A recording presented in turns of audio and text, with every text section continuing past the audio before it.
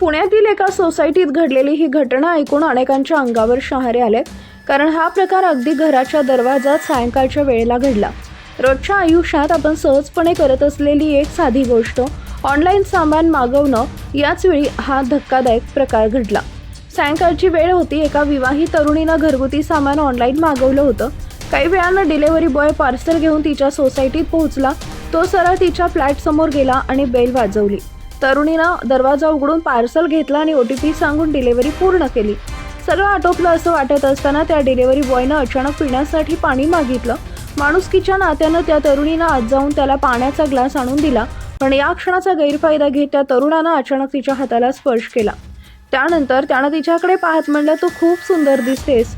हे ऐकताच ती तरुणी घाबरली, पण पुढच्या क्षणी त्याची वागणूक आणखी विचित्र झाली. तो आपल्या पॅन्टला हात लावून अश्लील हालचाल करू लागला. अचानक घडलेल्या या प्रकारामुळे ती पूर्णपणे हादरून गेली.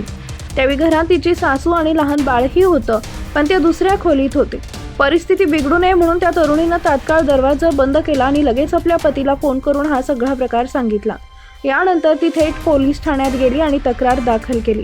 पोलिसांनी सोसायटी परिसरातील CCTV फुटेज तपासले असता त्या डिलिव्हरी बॉयच्या हालचाली कॅमेऱ्यात दिसून आल्या. पोलिसांनी या प्रकरणी विनयभंगाचा गुन्हा नोंदवला असून आरोपीचा शोध सुरू आहे.